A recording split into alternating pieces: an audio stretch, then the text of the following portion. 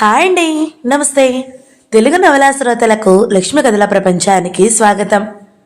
రంగనాయకమ్మ గారు రచించిన జానకి విముక్తి అనే నవలను వింటున్నాం కదండి. ఈరోజు ఈ వీడియోలో మనం పార్ట్ 4 వినేద్దామండి. జానకి వచ్చి 3 నెలలు దాటింది. ఒక నెల రోజులు జానకి చాలా అయోమయంగా గడిచిపోయింది. సత్యం కూడా జానకిని ఏ పనికి ప్రోత్సహించకుండా ఊరుకున్నాడు. 4-5 వారాలు గడిచిన తర్వాత ఒకరోజు అన్నాడు, వచ్చే సంవత్సరం కాలేజీలో చేరతావా, లేకపోతే ప్రైవేట్గా చదువుతావా, లేకపోతే గాజు సామాన్ల ఫ్యాక్టరీలో చిన్న చిన్న ఉద్యోగాలున్నాయి, ప్రస్తుతానికి కొన్నాళ్ళు అక్కడ చేస్తావా అని అడిగాడు. జానకి దేనికి ఉత్సాహం చూపలేదు. సత్యం మరి తరిచి తరిచి అడిగితే, నీ ఇష్టం అన్నయ్య అంది. నా ఇష్టం ఏమిటి, నీ ఇష్టం చెప్పు అన్నాడు. ఏది బాగుంటుందో చెప్పు అంది. అయితే ప్రస్తుతం చదవడం మొదలుపెట్టు. శాంత అని నా ఫ్రెండ్ ఒక ఆవిడ నీకు పాఠాలు చెప్పడానికి ఒప్పుకుంది. ఒక్కోసారి ఆవిడ వస్తుంది ఇక్కడికి, ఒక్కొక్కసారి నువ్వు వెళ్ళు వాళ్ళ ఇంటికి. నువ్వు శ్రద్ధగా చదువుకుంటే 4 ఏళ్లలో నీకు గ్రాడ్యుయేషన్ అయిపోతుంది. అప్పుడు ఉద్యోగం దొరికితే సరి, లేకపోతే ఇంకా చదువుకుంటావు. నీ కృషి మీద, ఉత్సాహం మీద నీ భవిష్యత్తు ఆధారపడి ఉంటుంది జానకి అన్నాడు ప్రేమగా. జానకి పెద్ద బరువు ఏదో తన మీద పడ్డట్టుగా అయింది. 4 ఏళ్ల చదువు, ఉద్యోగం, కృషి, ఏమీ ఉత్సాహం లేదు లోపల. వారం రోజుల్లో చదువు ప్రారంభించింది. శాంత కృషి వల్ల కొంత ఉత్సాహంగా సాగుతోంది పని. సుందరమ్మ ఎప్పుడైనా వెంకట్రావు ప్రసక్తి ఎత్తబోతే సత్యం చాలా కోపడతాడు. వాడి గొడవ ఎందుకు ఎత్తుతావు, వాడి సద్గుణాలు మర్చిపోలేకపోతున్నావా ఏమిటి అని చాలా విసుక్కుంటాడు. అన్నయ్యకి కోపం ఎక్కువ అంది తల్లి ఒకసారి జానకితో. అన్నయ్య చాలా మంచివాడమ్మా అంది జానకి తల్లితో. మంచివాడే, అన్నిటికీ ముక్కుసూటిగా పోవాలి అంటాడు. కుదురుతుందా? బొత్తిగా లోకజ్ఞానం తక్కువ. ఏదో కాస్త మందరించి భయపెట్టి నయాన్నో భయాన్నో చెప్పుకోవాలి గాని తెగతంపులు చేసుకుని వచ్చేస్తే బ్రతుకంతా ఎలా గడపాలి? 100 ఏళ్ల బ్రతుకు మాటలా? నలుగురు ఏమంటారు? ఫలానా వాళ్ల పిల్ల మొగుణ్ణి వదిలేసిందమ్మా అంటారు. తలెత్తుకోగలమా? బతికిన 4 రోజులు మంచి మాట మీదేసుకోవాలి గాని. నీకు తెలియదమ్మా, అసలు మా అత్తగారు.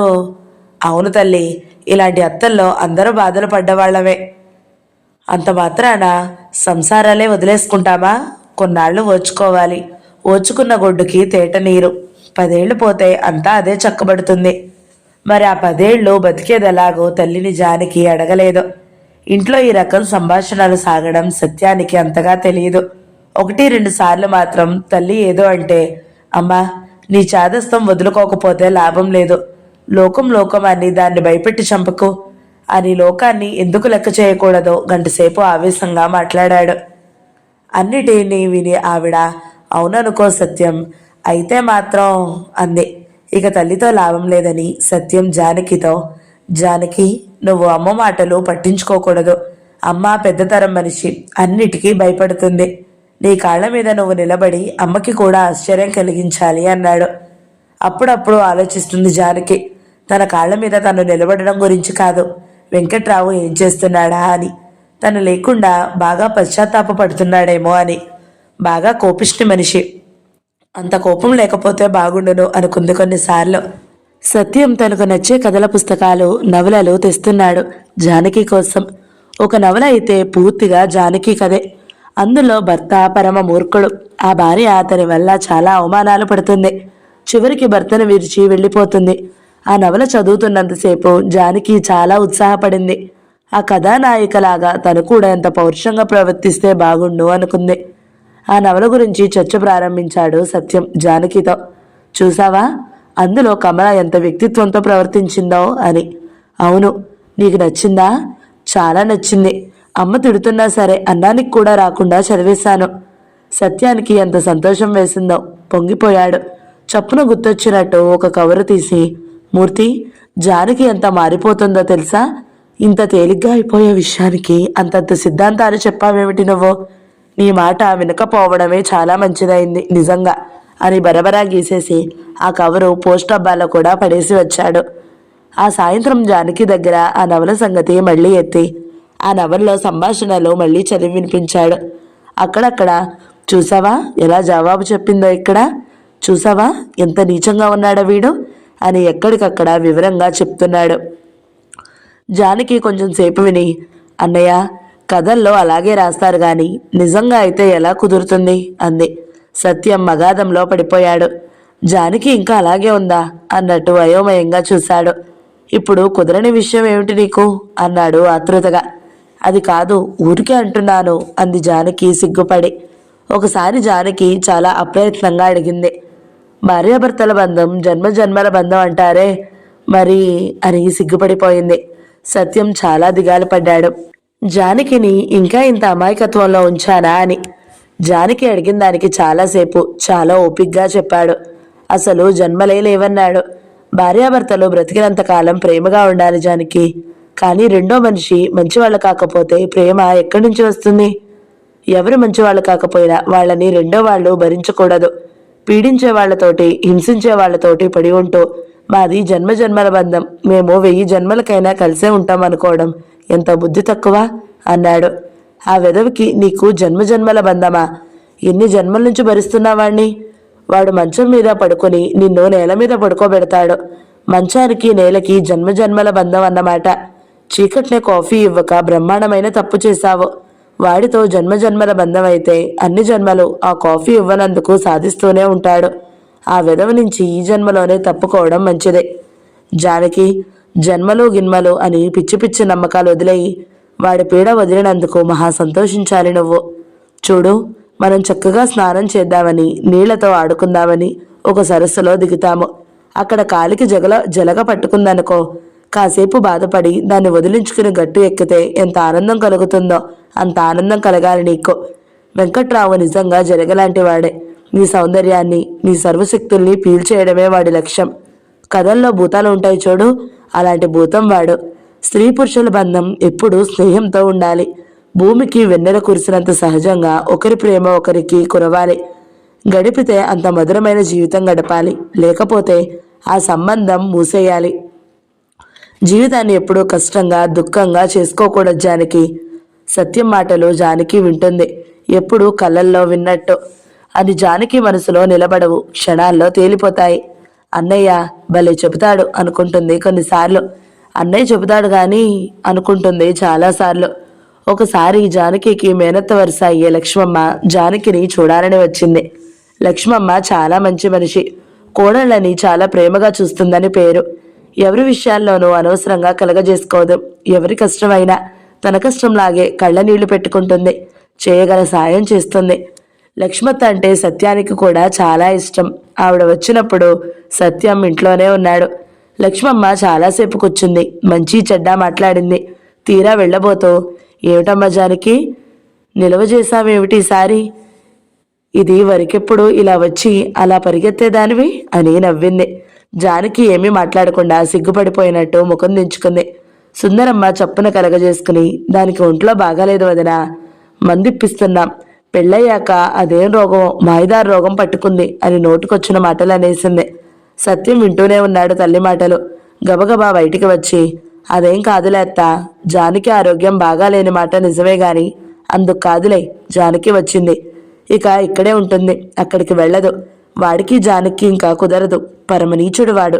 వాడి సంగతి తెలియకే నాన్న ఈ సంబంధం కుదిర్చాడు. వాడి నరకం వదిలించుకుని బయటపడిందిలే అని మహోత్సాహంగా చెప్పేశాడు. లక్ష్మమ్మ తెల్లబోయి తేరుకుని పరిస్థితి అంతా అర్థం చేసుకుంది. సత్యం తనతో అంతా చెప్పేసినందుకు జానకి సుందరమ్మ బాధపడతారేమోనని నొచ్చుకుంది. అలా అనుకు నాయనా, ఆడపిల్లల గలవాళ్ళం, అంత తొందరపడకూడదు. సంసారాలన్న తర్వాత ఏవో ఒడిదుడుకులు వస్తూనే ఉంటాయి. మా పెద్ద పిల్ల ఎంత ఓర్చుకుంటుందనుకున్నావు? 4 పిల్లలు పుట్టారు. ఇప్పుడు వాళ్ళు సుఖంగా ఉన్నారు అంది మహాశాంతంగా. అలాంటి సుఖాల సంగతి నాకు చెప్పకలే అత్త. కీచులాడుకిన ఓపిక కూడా చచ్చింది ఇప్పుడు వాళ్ళకి అని నవ్వాడు సత్యం. లక్ష్మమ్మతో ముందు అబద్ధం చెప్పినందుకు సుందరమ్మ కొంచెం సిగ్గుపడింది. అయినా సత్యానికి మందలించే భారం లక్ష్మమ్మదే అన్నట్టు, చూసావా వదినా, ఇదే వరుస. సత్యంతో నువ్వు చెప్పినట్టే నేను చెబుతాను. ఇప్పుడు మనం ఏమన్నా అంటే దానికి ఎదురు మెలిక వేస్తాడు. వాడు మాట్లాడేదంతా నిజమే అనుకో, అందులో తప్పేమీ లేదు. అయితే మాత్రం మనకు కుదురుతుందా అంటాను. వినడు నా మాట అని చెప్పుకొచ్చింది. తప్పు నాయనా, అంత తొందరపడకూడదు. ఆడపిల్ల జీవితం మాటలు కాదు అని మళ్ళీ హెచ్చరించింది లక్ష్మత్త సత్యాన్ని. సత్యం ముఖం చెట్లించి ఊరుకున్నాడు. అది లక్ష్మత్త కాబట్టి. లక్ష్మమ్మ వెళ్ళడానికి లేచిన తర్వాత సుందరమ్మ కొంచెం సిగ్గుపడుతూ, మంచి చెడ్డ అన్నీ తెలిసిన దానివి, నీకు చెప్పక్కర్లేదనుకో. జానకి సంగతి నీ కడుపులో పెట్టుకోవదునా, ఎక్కడా అనుకుసుమా అని ప్రాధేయపడింది. సత్యానికి కోపం వచ్చి, ఏంటమ్మా ఏదో తప్పు చేసి దాచుకున్నట్టు మాట్లాడతావేమిటి అని విసుక్కుని జానకితో, జానకి ఇందులో నువ్వు సిగ్గుపడాల్సిందేమీ లేదు, తెలిసిందా? నిన్నెవరు అడిగినా సరే వాడి ముఖం చూస్తేనే నాకు మంట, వదిలి పారేసి వచ్చేసాను అని చెప్పే, తెలిసిందా? అలా చెప్పడానికి గర్వపడాలి గాని సిగ్గుపడనక్కర్లేదు అన్నాడు. జానకి ఏమీ మాట్లాడకుండా ఊరుకుంది తలవాలేసి. జానకి చదువు సత్యానికి బాగా సంతృప్తి కలిగిస్తుంది. శాంత ఎక్కువ శ్రద్ధ తీసుకుంటుంది జానకి విషయంలో, సత్యం చెల్లెలని. సత్యం అప్పుడప్పుడు మూతికి రాస్తూనే ఉన్నాడు జానకి చాలా తొందరగానే ప్రోగ్రెస్ అవుతుందని. జానకి చదువులో బాగానే ఉంది. తను బిఏ అయిపోయి ఉద్యోగం చేయడం గురించి కలలు కంటుంది అప్పుడప్పుడు. ఒకసారి జానకి స్నేహితులిద్దరు వచ్చారు జానకిని చూడ్డానికి. వాళ్ళకి జానకి సంగతి తెలియదు, జానకి చెప్పలేదు. తను చదువుతున్న పుస్తకాలు దాచేసింది. ఆ స్నేహితురాళ్ళిద్దరూ కూర్చున్నంతసేపు వాళ్ళ భర్తల సంగతులే ముచ్చటించారు. వాళ్ళు చెప్పిందంతా నిజమే అయితే ఆ భర్తలు వీళ్ళని ఎత్తుకుని దింపరన్నమాటే. వాళ్ళ మాటలన్నీ జానకి చాలా దిగాల పడుతూ ఉంది. ఏమే జానకి, మీ ఆయన గురించి ఏమీ చెప్పవేమే అని సతాయించారు వాళ్ళు. జానకి అన్నిటికీ నీరసంగా నవ్వి ఊరుకుంది. మీ ఆయన చాలా బాగుంటాడంట కదే, ఫోటో ఉందా నీ దగ్గర? ఎందుకు ఉండదు, చూపించవే అని ప్రాణాలు తీసింది ఒక స్నేహితురాలు. ఆ అమ్మాయి వెంకట్రావుని చూసే అదృష్టానికి అంతవరకు నోచుకోలేదు. లేదు ఫోటో అంది జానకి నీరసంగా. రెండో స్నేహితురాలు వెంకట్రావుని పెళ్లిలో చూసింది. మళ్ళీ తర్వాత కూడా 2-3 సార్లు చూసింది. మీ ఆయన్ని సినిమాల్లో చేరమనవే జానకి, నిజంగా చేర్చుకుంటారు వాళ్ళు అంది. జానకి పెద్ద సినీ హీరో భార్య అయిపోతుందన్నమాట అని నవ్వారు స్నేహితురాళ్ళు. జానకి ముఖం నిండా నవ్వు పాకింది. నవ్వుతున్నావా, బుద్ధి లేదా? అసలు సంగతి చెప్పవేం వాళ్ళకి అని కోప్పడుతున్నాడు సత్యం జానకి మనసులో.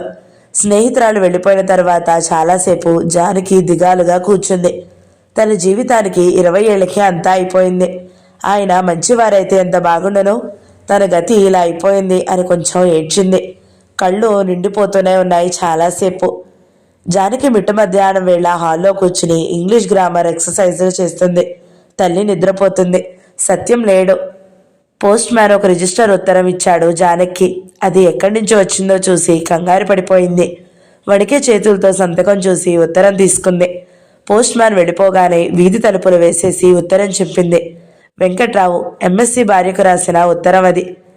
చిరంజీవి లక్ష్మీ సౌభాగ్యవతి జానకికి. నీ భర్త వెంకట్రావు దీవించి రాయినది ఏమనగా, నీవు వెళ్ళి 3 మాసాలు దాటినవి. జరిగిందేదో జరిగింది. నీవు వెంటనే బయలుదేరి రావలేను. ఇచ్చటికి వచ్చుటికేమీ సందేహపడవద్దు. మా అమ్మాయ యాత్ర స్పెషల్ ట్రైన్లో 2 మాసాలు ఉత్తర హిందూ దేశమునకు తీర్థయాత్రలకు వెళ్ళుచున్నది. నిన్ను తప్పక వచ్చి ఇల్లు చక్కబెట్టుకోమని చెప్పమన్నది. కొందరు దుర్మార్గులు మనల్ని విడదీయాలని చూస్తూ ఉన్నారు. మనము సుఖంగా ఉన్నాము. ఆడదానివి, జీవితం పాడు చేసుకోకు. కష్టసుఖాలు కావిడి కుండలు అంటారు పెద్దలు. వెంటనే బయలుదేరి రావలేను. నీ భర్త, నీ వెంకట్రావు గారు, ఎంఎస్సి. జానకి మళ్ళీ మళ్ళీ చదివింది ఉత్తరం. ఆయన ఇంత మారిపోయారా అని ఆశ్చర్యపడింది. అవును, ఇప్పటికీ తెలిసి ఉంటుంది తను ఎంత మంచిదో. ఇప్పటికీ అర్థమై ఉంటుంది ఇద్దరికి, భర్తకి అత్తకి. అన్నయ్యకి చూపించాలా ఈ ఉత్తరం అని ఆలోచించింది. చూస్తే ఏమంటాడో, ఎక్కడి నుంచి వచ్చిందో తెలిసి కూడా ఎందుకు తీసుకున్నావు? వాడి ఉత్తరం వారికే తిరగొట్టక అంటాడు తప్పకుండా. అన్నయ్య చాలా పట్టుదల మనిషి. అలా అయితే ఎలా కుదురుతుంది? ఆ మాట అంటే ఇప్పుడు నీకు కుదరనిది ఏమిటి అంటాడు. జానకి ఆ ఉత్తరం దాచిపెట్టింది. తల్లితో కూడా అనకుండా. తల్లితో చెప్తే వెళ్ళవే, ఈ పూటే వెళ్ళు అని పట్టుకుంటుంది, ఊపిరాడనివ్వదు. ఆ ఉత్తరానికి జవాబు రాయాలా వద్దా అని ఆలోచించింది 4 రోజులు. రాస్తే ఏం రాయాలి? వస్తానని రాయాలా? మళ్ళీ వెళ్తే అక్కడ? జానకి జవాబు రాయనే లేదు ఇంకా. ఆ రోజు మధ్యాహ్నం 3 గంటల వేళ దిగాడు వెంకట్రావు. జానకి ముందు గదిలో నోట్స్ రాసుకుంటుంది. ఇంటి ముందుకు రిక్షా రావడం చూసింది కిటికీలో నుంచే. ఎవరో వచ్చారని బయట తలుపు తీసింది. రిక్షాలో నుంచి వెంకట్రావు దిగడం చూసి ఆశ్చర్యపడిపోయింది, కంగారు పడిపోయింది. లోపలికి వచ్చాడు వెంకట్రావు. జానకిని పరీక్షించి చూస్తూ జానకి తల వంచేసుకుని నించుంది, కొంచెం సిగ్గుపడుతూ. వెంకట్రావు కుర్చీలో కూర్చున్నాడు, చుట్టంలాగా దూరంగా. బాగున్నావా అన్నాడు జానకిని తరిచి చరిచి చూస్తూ. బాగానే ఉన్నావే అన్నట్టు. జానకి బొద్దుగా ఆరోగ్యంగా ఇదివరకు పెళ్లి కాని రోజుల్లో ఉన్నట్టుగా కనబడింది. చీర మీద ఎక్కడ గోరెడు మురికి లేక పువ్వులా ఉంది చీర. జానకి అంత చీకు చింత లేకుండా ఉంటుందనుకోలేదు వెంకట్రావు. మంచినీళ్ళు తీసుకురా అన్నాడు. ఆ మాత్రం తెలియదా అన్నట్టు. జానకి గబగబా లోపలికి వెళ్ళి నిద్రపోతున్న తల్లిని లేపింది. అమ్మా అమ్మా, ఆయన వచ్చారే. ఎవరు? ఆయనేనమ్మా. ఎవరు? మీ ఆయన అని గాబరా పడుతూ లేచింది సుందరమ్మ. ఎప్పుడొచ్చాడు? బాగున్నాడా? పలకరించాడా అని గబగబా అడిగింది. జానకి గాజు గ్లాస్తో మంచినీళ్ళు తీసుకుని వెంకట్రావు దగ్గరికి వెళ్ళి చేతికి ఇచ్చింది. సుందరమ్మ భుజం నిండా చెంగు తీసుకుని వెంకట్రావు కూర్చున్న గది గుమ్మం దగ్గరికి వస్తూ, జానకి కాళ్ళకి నీళ్ళిచ్చావా, కాఫీ ఇచ్చావా అని హడావిడి పడింది. వెంకట్రావు గుక్కడి నీళ్లు తాగి నీళ్ల గ్లాసు మళ్ళీ జానకి చేతికిచ్చి జేబు రుమాలు మూతి తుడుచుకోవడానికి కాలు మీద కాలు వేసుకుని గంభీరంగా కూర్చున్నాడు. అందరూ బాగున్నారా నాయనా? వదిన గారు బాగున్నారా అని పలకరించింది సుందరమ్మ. మా అమ్మ యాత్రలకి వెళ్ళిందండి, ఊళ్ళో లేదు. పూట పూట చేయి కాల్చుకోవడం చాలా కష్టంగా ఉంది అన్నాడు. ముసలావిడ మీద నిష్ఠూరం వేస్తున్నట్టు, కూతుర్ని ఇక్కడ పెట్టుకుని కూర్చున్నావేం అన్నట్టు. సత్యంగాని అక్కడ ఉంటే పూట పూట మింగడం కష్టంగా లేదు, చేయి కాల్చుకోవడం కష్టంగా ఉందా అనేవాడే. పూట పూట చేయి కాల్చుకోవడం వెంకట్రావుకి కష్టంగా ఉంది కాబట్టి పూట పూట జానకి చేయి కాల్చుకుని వెంకట్రావు కష్టం తొలగించాలన్నమాట. అయ్యో కాదు మరి అంది సుందరమ్మ. అంతకన్నా ఏమంటే ఏం మునుగుతుందో అని. జానకిని తీసుకువెళ్తానండి అన్నాడు వెంకట్రావు ముసలమ్మ ముఖం పరీక్షిస్తూ. జానకిని ఉద్ధరిస్తానండి అన్నట్టు వినపడింది ముసలావిడకి. చేటంత ముఖం చేసుకుని, అలాగే నాయనా, నీ ఇష్టం, అలాగే తీసుకెళ్ళు. ఎప్పటికైనా మీరిద్దరూ ఒకటవుతారు గాని మాదేముంది మధ్య.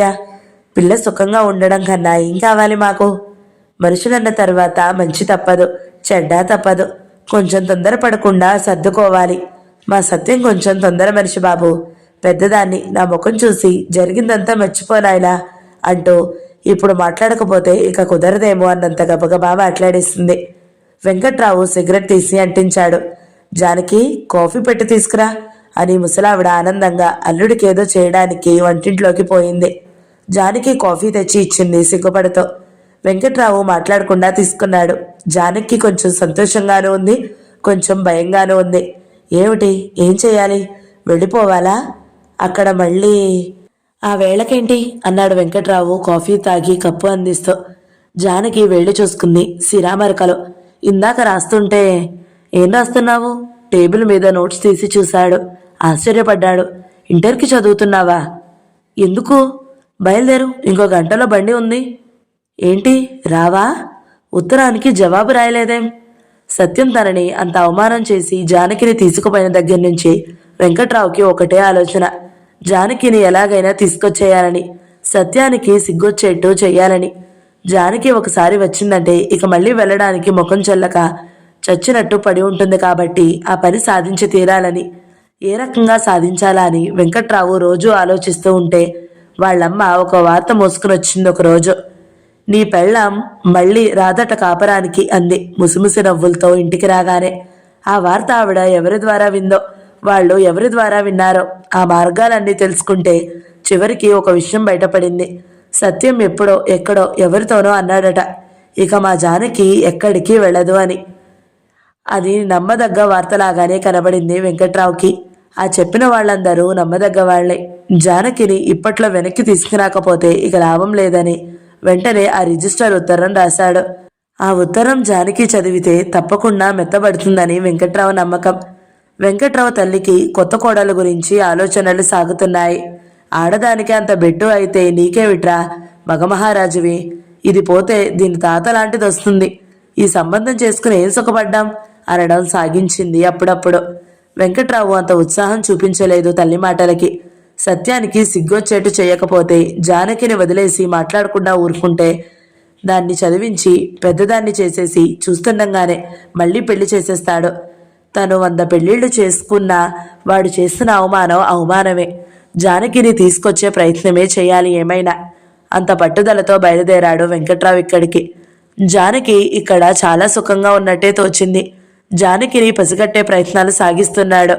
అత్తగారు వంటింట్లో ఉందని తెలుసు. కొంచెం కంఠం పెంచాడు. ఏదో ఒకటి తేల్చుకుందామని వచ్చాను. ఆడదానివి, నీకే అంత బెట్టు అయితే నేను మాత్రం ఎంతకాలం ఒంటరిగా ఉంటాను? తప్పు చేసింది మీరే, బిగదీసుకుని కూర్చుంది మీరే. అసలు నువ్వు ఆ రోజున చీకటినే కాఫీ ఇస్తే నాకు అంత కోపం వచ్చేదా? సరేలే, ఇప్పుడు ఆ సంగతులు ఎందుకులే. ఎవరికో ఒకరికి జ్ఞానం ఉండాలని నేనే బయలుదేరి వచ్చాను. వెంకట్రావు మాటలు జానకి ఏమంత ఇష్టంగా లేవు. ఏమిటో బెదిరిస్తున్నట్టు, దబాయిస్తున్నట్టు. మళ్ళీ ఎప్పట్లాగే మా అమ్మ నా ప్రాణాలు తీసేస్తుంది, మళ్ళీ పెళ్లి చేసుకోమని అన్నాడు. ఉలిక్కిపడింది జానకి. వెంకట్రావు జానకి పవిట పట్టుకుని దగ్గరికి లాగాడు. ముభావంగా వచ్చింది, తలవాల్చింది. మా అమ్మ అంటే మాత్రం నేను మళ్ళీ పెళ్లి చేసుకుంటానా? నిజంగా నువ్వు రాకపోతే ఈ జీవితం అంతా ఇలాగే గడిపేస్తాను తెలుసా? నాకు కొంచెం కోపం ఎక్కువే, నిజమే. నా కోపమే చూసావు గాని నా హృదయం చూడలేదు నువ్వు ఇక్కడ సుఖంగా ఉన్నావు గాని నేను నీ కోసం ఎంత విచారపడుతున్నానో. నీ అంత మంచి భార్య నాకు మళ్ళీ దొరుకుతుందా? 1000 జన్మలెత్తినా దొరకదు. ఆ మాత్రం నాకు తెలియదనుకున్నావా? మొన్న ఎవరో పిల్లనిస్తామని వచ్చారు. పిల్ల ఫోటో కూడా తీసుకుని వచ్చారు. కోతికి నగలు దిగేసినట్టుంది. నీ ముఖం కళ ఎంతమందికి ఉంటుందిలే. ఆ పిల్ల అందంగా ఉంటే మాత్రం చేసుకుంటాననుకున్నావా? నేను బాగా కోపంగా మాట్లాడాను వాళ్లతో. నా భార్య బ్రతికుండగానే మీరు నాకు పిల్లనిద్దామని వచ్చారా? అసలు మేము విడిపోయామని మీకెవరు చెప్పారు అని బాగా అన్నాలే. నీ అన్నే అక్కడెక్కడో వాగాడట మన సంగతి. నాకేదో నష్టం చేద్దామనుకున్నాడు గాని అప్పటి నుంచి మా పిల్లనిస్తామని ఎగబడుతున్నారు తెలుసా? ఏదో మనలో మనకి పొరొచ్చినంత మాత్రాన రెండో పెళ్లి చేసుకుంటామా అని మా అమ్మని కూడా కేకలిస్తాను. అప్పటి నుంచి మా అమ్మ కూడా ఆ మాట ఎత్తడం లేదనుకో. చెప్పలేక చెప్తున్నాడు. జానకి వింటుంది. నేల చూపులు చూస్తుంది. జీవితం అంతా కలిసి ఉండవలసిన వాళ్లమని మనిద్దరం. మీ అన్న ఎన్నాళ్ళు చూస్తాడు నిన్ను? రేపు పెళ్లి చేసుకున్నాడంటే ఇప్పుడు చూసినట్టు చూస్తాడనుకుంటున్నావా? తన సంసార గొడవలో పడి నిన్ను నిర్లక్ష్యం చేస్తాడు. మీ అన్న మంచివాడైతే మాత్రం ఆ వచ్చే ఆడది మంచిదవుతుందా? జానకి కోపంగా ఉన్నట్టు అనిపించడం లేదు వెంకట్రావు పరిశోధనకి. చూడగానే కోపంగా మాట్లాడుతుందేమో అనుకున్నాడు. మీరు నన్ను తిడతారు, కొడతారు అంటుందేమో అనుకున్నాడు. అన్న బాగా నేర్పి పెట్టాడేమో, ఎన్ని అడుగుతుందో అనుకున్నాడు. కానీ నోరే విప్పదే, కొంచెం మెత్తబడే రకంగానే ఉంది. నా మాట విను. భార్యాభర్తల బంధం జన్మజన్మల బంధం. 3 ముళ్ళు పడిపోయాక మళ్ళీ కాదనుకుంటే కుదురుతుందా? అలా అయితే భర్తలు భార్యలు భర్తల్ని వదిలేసుకోరు. ఇక కాపురాలు నిలుస్తాయా? ధర్మం నిలుస్తుందా? ఏమిటో ఆలోచిస్తున్నావు? నేను పూర్వంలాగే ఉన్నాననుకుంటున్నావా? నాకు కొంచెం మంచి చెడ్డలు తెలుస్తున్నాయి. ఈసారి జానకిని చాలా ప్రేమగా చూడాలనుకున్నాను తెలుసా? నువ్వు నమ్ముతావో లేదో గాని. ఆశ్చర్యంగా వింటుంది జానకి. వెంకట్రావు పరీక్షగా చూస్తున్నాడు జానకిని. నమ్ముతోందా అన్నట్టు మాటలు దూసిపోస్తున్నాడు జానకి మీద. ఎప్పుడు ఊహించలేని ప్రేమ కురిపిస్తున్నాడు జానకి మీద. జానకి ముసుముసు నవ్వులు నవ్వుతుంది, సిగ్గుపడుతుంది. ఒకసారి కిటికీలో నుంచి బయటకు చూసి కంగారు పడిపోతూ మా అన్నయ్య వస్తున్నాడు అంది గబగబా. వెంకట్రావు దగ్గర నుంచి వెళ్ళిపోయింది. వెంకట్రావు కూడా కాలు మీద కాలు తీసి కుర్చీ లోపలికి జరిగి అక్కడ దొరికిన జానకి నోట్స్ మొహానికి అడ్డం పెట్టుకుని దీక్షగా చదువుతూ కూర్చున్నాడు. సత్యం గదిలోకి వచ్చి కుర్చీలో మనిషిని చూసి ఆశ్చర్యంగా కోపంగా లోపలికి వచ్చాడు. తల్లి దగ్గరికి. ఎప్పుడొచ్చాడు? కుర్చీ ఎక్కాడేమిటి? ఎవరు రానిచ్చారు ఇంట్లోకి అని గట్టిగా కేకలేశాడు, కుర్చీలో మనిషినే అడుగుతున్నట్టు. వెంకట్రావుకి శుభ్రంగా వినపడ్డాయా కేకలు. సత్యం తల్లి అవ్వా అని నోరు నొక్కుకుంది. కాస్త నెమ్మదిగా మాట్లాడు నాయనా అన్నట్టు బ్రతిమలాడుతూ. ఊరుకో కాసేపు, దాని కాపురం కుదుట పడ్డం కన్నా ఏం కావాలి మనకి? ఏదో అన్న ఇన్నాళ్ళకి బుద్ధి తెచ్చుకుని వచ్చాడు అని కంఠం నొక్కుంటూ మాట్లాడింది. వాడికి బుద్ధా? గాడిదకి బుద్ధొస్తే వాడికి బుద్ధొస్తుంది. అసలు ఎందుకు వచ్చాడట? ఏమంటాడు? ఏంటి, వాడికి ఉప్మా కూడా చేస్తున్నావా? వాడికి ఒక్క పిసరు కూడా పెట్టడానికి వీల్లేదు. అంతా మనమే తినేద్దాం. మర్యాదలు చేస్తున్నావా వాడికి అని మండిపడ్డాడు పొయ్యి మీద వ్యవహారం చూసి. వెంకట్రావు లాంటి వాళ్ళు మహామూర్ఖ పౌరుషాలతో ఉంటారు కాబట్టి తనతో అన్ని తన్నులు తిన్న వెంకట్రావు మళ్ళీ ఇక్కడికి వస్తాడని సత్యం ఎన్నడూ అనుకోలేదు. కోపంతో వాడికై వాడే జానకిని వదిలేసిన పీడ విరగడైనట్టేనని సంతోషించాడు చాలాసార్లు. కానీ వాడు రావడం, వాడికి ఉప్మాలు చేయడం అమ్మ వ్యవహారం అయింది అన్నట్టు ఆతృతగా చూశాడు జానకి వైపు. జానకి నిలబడి తపస్సు చేస్తున్నట్టు మాటామంతి లేకుండా నిలబడి ఉంది తలుపువార. జానకిని చూస్తే ఎందుకో సత్యానికి చాలా సందేహం వచ్చేసింది. జానకి కూడా ఈ మర్యాదల వ్యవహారంలో ఉందేమోనని. సత్యం కేకలు పట్టించుకోకుండా సుందరమ్మ జానకిని తీసుకువెళ్తానంటున్నాడు అంది. అదిరిపడ్డాడు సత్యం. జానకినా? తీసుకెళ్తాడా? ఎక్కడికి? ఎక్కడికేమిటి, వాళ్ళింటికి వాళ్ళు పోతారు. సత్యం జానకిని కంగారుగా చూశాడు. ఛీ, నేను వెళ్ళను అనడం లేదు జానకి. ముఖం వాలేసి అలాగే నిలబడి ఉంది. నువ్వు మాట్లాడావా జానకి వాడితో? ఏమన్నాడు? రమ్మంటున్నాడా? ఏమన్నావు నువ్వు? జానకి అనలేక ఎంతో శక్తి కూడదీసుకుని, ఇప్పుడు ఆయన చాలా మారిపోయారన్నయ్య అంది. నిర్గంతపోయాడు సత్యం. తన చెవులు తాను నమ్మలేనట్టు చూశాడు జానకిని. మారిపోయాడా అని జానకి మాటలకి మళ్ళీ ఆశ్చర్యపడ్డాడు. ఏం మారాడు? గాడిదలో నుంచి కుక్కలోకి మారాడా? కుక్కలో నుంచి పందిలోకి మారాడా? ఏమన్నా బుద్ధి ఉండే మాట్లాడుతున్నావా? వాడి మాటలన్నీ నమ్మి మారిపోయారన్నయ్య అని నాకు చెబుతున్నావా? కాసేపు ఎవ్వరూ మాట్లాడలేకపోయారు. జానకి ధోరణి సత్యానికి దుర్భరంగా ఉంది. సాధ్యమైనంత వరకు కోపం తగ్గించుకోవాలని సతమతమయ్యాడు. ఏమిటి చెప్పు? ఎందుకీ ముసుగులో గుద్దలాట? మాట్లాడకపోతే ఏం తెలుస్తుంది? వెళ్ళాలనుకుంటున్నావా? నీ అభిప్రాయం ఎలా ఉందో చెప్పు. నేను వెళ్ళకపోతే ఆయన మళ్ళీ పెళ్లి చేసుకుంటారన్నయ్య అంది జానకి కొంచెం దిగులు పడుతూ. చేసుకోనియ్యి, నీకేం? వాడి పెళ్లి చేసుకుంటే నీకేం? ఏట్లో పడితే నీకేం? ఇంకో ఆడదాన్ని కాల్చుకు తింటాడే అని విచారించాలి గాని వాడు ఏం చేస్తే నీకెందుకు? వాడితో జీవితమే వద్దనుకున్న తర్వాత. జానకి తల వంచి ఏడుస్తుంది. సత్యానికి అసహ్యం వేసింది. తమాయించుకోవడానికి ప్రయత్నించాడు. జానకి, ఇప్పుడు ఏం కష్టం వచ్చింది నీకు? ఇంత తెలివి తక్కువగా ప్రవర్తిస్తున్నావేమిటి?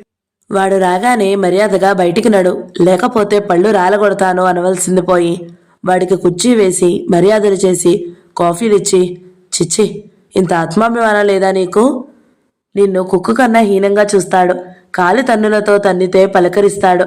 అలాంటి వాడి దగ్గరికి మళ్ళీ బయలుదేరనా వద్దా అని ఇంతసేపు ఆలోచిస్తున్నావా? జానకి సత్యం మాటలు విని ఎక్కడ వెళ్ళనంటుందోనని సుందరమ్మ కంగారు పడింది. సత్యాన్ని మందలిస్తూ, ఎవరికైనా పట్టు విడుపులుండాలి సత్యం. ఆయనకై ఆయనే వచ్చి అడిగినప్పుడు పంపడం ఎంత మర్యాదగా ఉంటుంది? పాపం తల్లి ఊళ్ళో లేక ఆయనే చేయి కాల్చుకుంటున్నారట. అవసరాలు వచ్చినప్పుడైనా అదుకోకపోతే బాగుంటుందా అంది. సత్యానికి తల గోడకి బాదుకోవాలి అనిపించింది. చేయి కాల్చుకుంటాడో పేక్కోసుకుంటాడో వాడి సంగతి మనకెందుకమ్మా? చేయి కాల్చుకునే వాళ్ళందరి మీద దయతలిచి వాళ్ళ సేవల కోసం పంపుతామా జానకిని?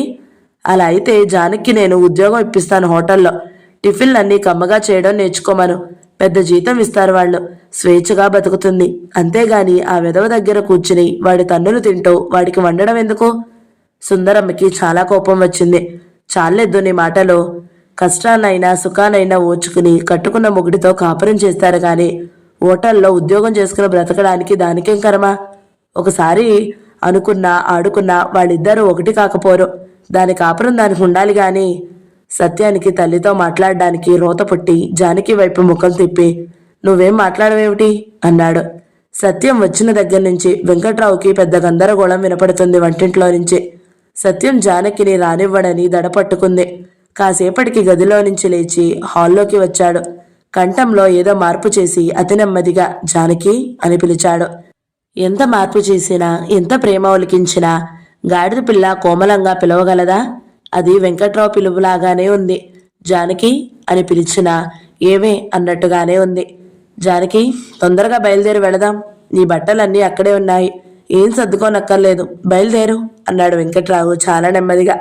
సత్యానికి ఎంత కోపం వచ్చిందంటే, ఏమిట్రా అంత ప్రేమ ఒలికిస్తున్నావు? జానకిని మోసం చేయడానికి కాకపోతే ఈ ప్రేమంతా అప్పుడేమైపోయిందిరా అని వెంకట్రావు మీదకి ఉరకాలనిపించింది. కానీ జానకి ధోరణి చూసి తమాయించుకున్నాడు. ముసలావిడ కొంచెం భయంగా, ఈ రాత్రికి ఉండు నాయనా, ఇప్పుడే వచ్చి ఇప్పుడే వెళ్ళడం అని సణుగుతూ అల్లుణ్ణి మర్యాద చేయబోయింది. కుదరదండి అత్తయ్య గారు, రేపు సెలవు పెట్టకుండా వచ్చాను. జానకి వస్తే తీసుకెళ్దామని, లేకపోతే వెళ్ళిపోతాను మరి అతి వినయంగా నించున్నాడు వెంకట్రావు. జానకి చప్పున కదిలి వాకిట్లోకెళ్ళి ముఖం కడుక్కుంది. చీర మార్చుకుంది. తల దువ్వుకుంది. కాళ్లకు జోళ్లు వేసుకుంది. సత్యం తన కళ్ళని తను నమ్మలేనట్టు పిచ్చివాడిలా చూస్తున్నాడు. జానకి సత్యం దగ్గరికి వచ్చి తల వంచి, వెళ్తానన్నయ్యా అంది చిన్న కంఠంతో. సత్యానికి ఎంత కోపం ఉన్నా కోపాన్ని మించిన దుఃఖం వచ్చేసింది. కళ్ళల్లో నుంచి జలజలా కన్నీళ్లు వచ్చేశాయి. దుఃఖం ఆపుకోలేకపోయాడు.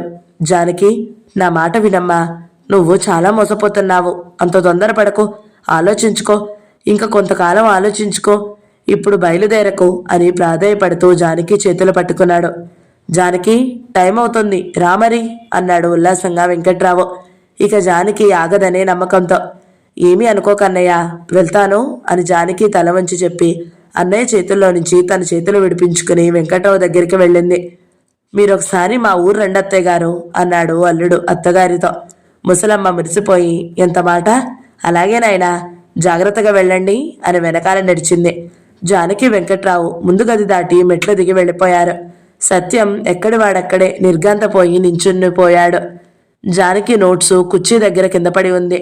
పెన్ను టేబుల్ మీద మూత తెరిచే ఉంది. మూర్తి, మొదట్లో నువ్వు అన్నట్టే అయిపోయింది మూర్తి. జానకి విషయం ఇవాళ మధ్యాహ్నం వాడు వచ్చాడు. అప్పుడు నేను ఆఫీస్ నుంచి వచ్చేటప్పటికి వాడింట్లో మర్యాదలన్నీ జరుగుతున్నాయి. 1 గంటలో జానకి వాడితో వెళ్ళిపోయింది. నాకు ఎంత కోపం వచ్చిందనుకున్నావు? జానకి వాడితో వెళ్తుంటే ఏడుపు వచ్చేసింది. తొందరపడొద్దని ఎంత చెప్పినా నా మాట వినలేదు. ఆ నీచుడికి ఇచ్చే విలువ నాకు ఇవ్వలేదంటే నేనిప్పటికీ ఆశ్చర్యంలో నుంచి తేరుకోలేకపోతున్నాను. తన భవిష్యత్తు గురించి ఎన్ని విధాలు చెప్పానో, భార్యాభర్తల సంబంధం ఎంత ఉన్నతంగా ఉండాలో అనేక సార్లు చెప్పాను. నా మాటలన్నీ ఎప్పటికప్పుడు బాగానే వినేది. కానీ చివరికి ఇలా చేసింది. జానకిని తలుచుకుంటుంటే నాకు ఇప్పుడు చెప్పలేనంత కోపం వస్తుంది. ఇక తన గొడవలు నేనేం పట్టించుకోను. లాభం లేదు. ఏకోసాన ఆత్మగౌరవం లేదు మనిషికి. ఊరికే ఏడుస్తుంది గాని ఎంతంత అవమానాలు జరిగినా పౌరుషపడదు, కోపం తెచ్చుకోదు. అలాంటి వాళ్ళంటే నాకు పరమ అసహ్యం. ఇలాంటి వాళ్ళకి వ్యక్తిత్వాలు, స్వేచ్ఛలు ఎలా వస్తాయి? అసలు వీళ్ళు దేనికి అర్హులు కారు. ఎవ్వరూ వీళ్ళని ఉద్ధరించలేరు.